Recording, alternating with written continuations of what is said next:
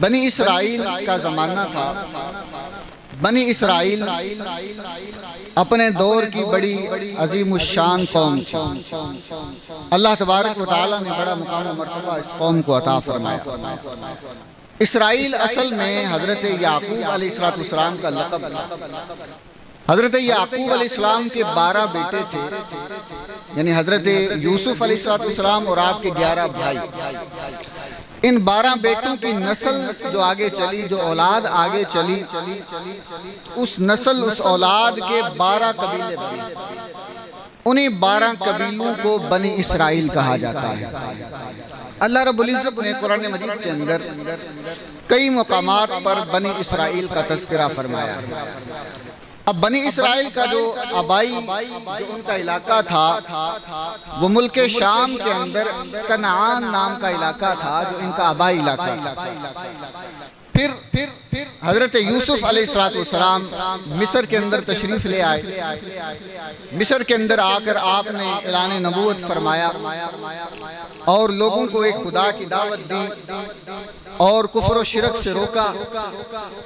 پھر حضرت یوسف علیہ السلام مصر میں عزیز مصر کے عہدے پر فائز ہو گئے، یعنی مصر کے وزیر اعظم کا عہدہ حضرت یوسف علیہ السلام کو مل گیا۔ اب حضرت یعقوب علیہ السلام اور آپ کے جو دیگر بیٹے تھے اور آپ کے جو دیگر اہل خانہ تھے وہ بھی مصر کے اندر تشریف لے آئے۔ اب چونکہ حضرت یوسف علیہ السلام عزیز مصر تھے، مصر کے سب سے بڑے وزیر اعظم تھے، تو اس وجہ سے لوگ بنی اسرائیل کا بڑا ادب و احترام کرتے تھے۔ بنی اسرائیل کو بڑی عزت کی نگاہ سے دیکھا جاتا ہے، بنی اسرائیل کا بڑا ادب و احترام کیا جاتا ہے۔ لیکن چونکہ وقت ایک جیسا نہیں رہتا، وقت گزرا، حالات بدلے، حضرت یوسف علیہ السلام کا انتقال ہوا۔ حضرت یوسف علیہ السلام کے انتقال کے بعد کئی صدیاں گزری، کئی سال گزرے۔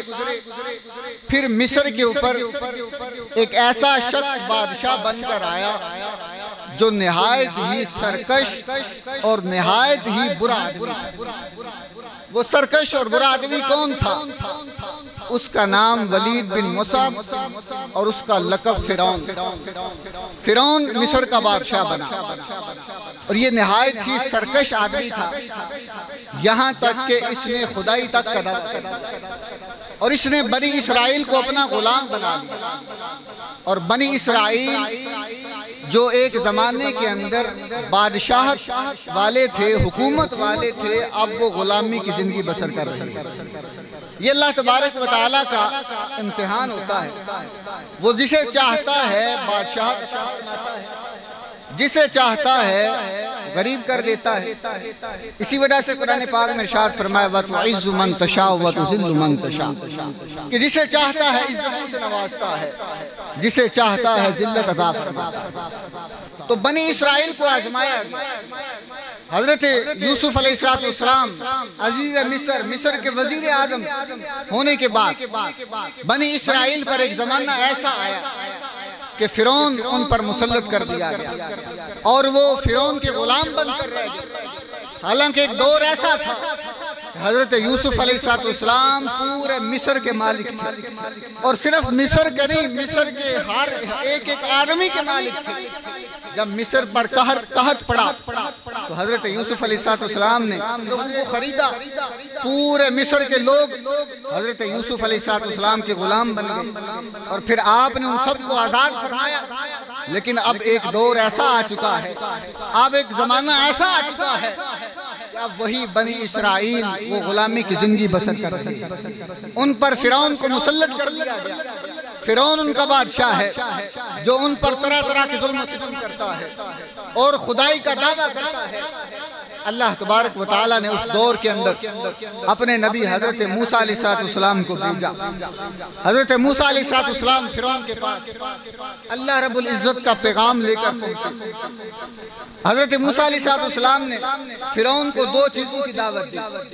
فرمایا پہلی چیز یہ ہے کہ تم نے جو خدائی کا دعویٰ کیا ہے اس سے باز آ جاؤ اور ایک خدا کے فرما بردار ہو جاؤ، اور دوسری چیز یہ ہے کہ تم نے جو بنی اسرائیل کو اپنا غلام بنایا ہوا ہے، ان کو اپنے غلامی سے آزاد کر دیا۔ ان دو باتوں کا حکم حضرت موسیٰ علیہ السلام نے فرعون کو دیا، اور ساتھ میں حضرت موسیٰ علیہ السلام نے وہ معجزات بھی دکھائے، وہ نشانیاں بھی دکھائیں جو اللہ تبارک و تعالیٰ نے حضرت موسیٰ علیہ السلام کو عطا فرمائی۔ لیکن فرعون سرکش تھا، اس کے سر پر وہ عہدے اور منصب کا بھوت سوار تھا، عہدے اور منصب کا نشہ اس کے سر پر چڑھ چکا تھا، اور اس نے خدائی تک کا دعویٰ کر دیا تھا۔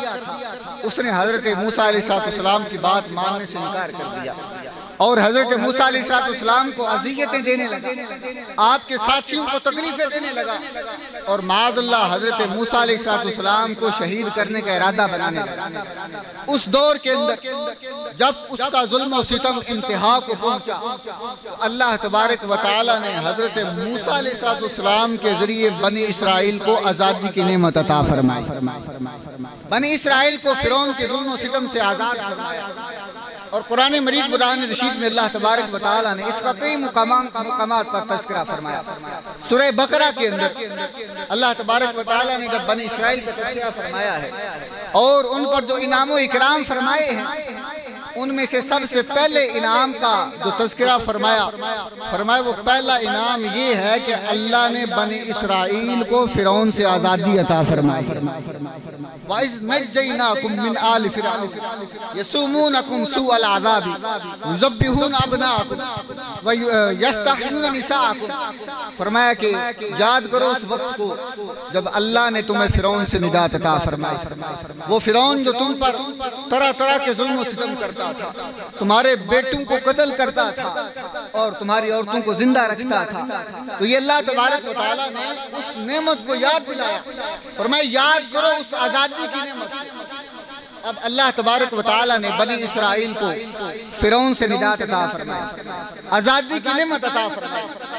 اب چاہیے تو یہ تھا کہ بنی اسرائیل اس آزادی کی نعمت پر شکر کرتے اور شکر گزاری کرتے، اللہ تبارک و تعالیٰ کے احکامات پر عمل کرتے، اللہ تبارک و تعالیٰ کے بتائے ہوئے رستے پر عمل کرتے، لیکن اس وقت بنی اسرائیل نے ناشکری کی۔ حالانکہ دیکھیں بنی اسرائیل نے فرعون اور اس کے لشکر کو اپنے آنکھوں کے سامنے غرق ہوتے ہوئے دیکھا، انہیں اپنے آنکھوں سے دیکھا کہ سمندر میں 12 رستے بنے ہیں۔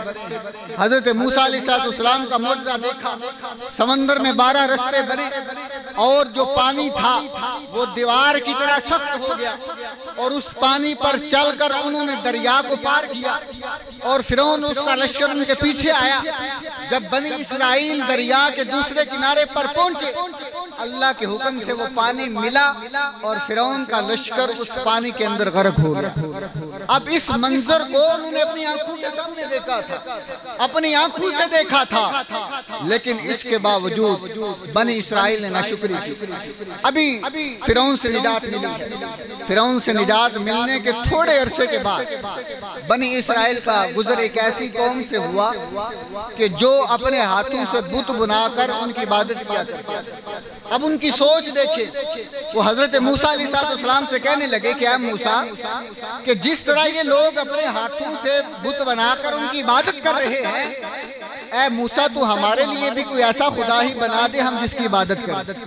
معاذ اللہ، یعنی ابھی فرعون سے نجات ملی ہے اور آزادی کی نعمت نصیب ہوئی ہے، اور اس کے بعد ان کا حال دیکھیں کہ موسیٰ علیہ السلام سے شرک کی اجازت مانگ رہے ہیں، شرک کی اجازت مانگ رہے ہیں، اور کہہ رہے ہیں آپ ہمارے لیے بھی کوئی ایسا خدا بنا دے کہ ہم اس کی عبادت کریں۔ جب بنی اسرائیل وہ اللہ تبارک و تعالیٰ کے احکامات پر عمل کرنے سے انکار کر دیا، اللہ تبارک و تعالیٰ نے ان پر عذاب نازل فرمایا۔ قرآن پاک میں اس کا تذکرہ فرمایا وَضُرِبَتْ عَلَيْهِمُ الذِّلَّةُ وَالْمَسْكَنَةُ، اللہ نے ان پر ذلت اور فقیری کو مسلط کر دیا، اور یہ کس وجہ سے تھا؟ فرمائیے اس وجہ سے تھا کہ وہ رب کے حکم کی نافرمانی کرتے تھے۔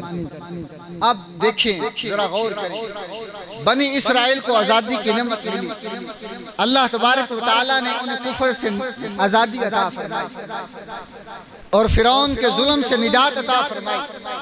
انہوں نے اللہ پاک کی ناشکری کی، اللہ پاک کے احکامات پر عمل کرنے سے انکار کر دیا، اللہ تبارک و تعالیٰ نے ان پر عذاب نازل فرما دیا۔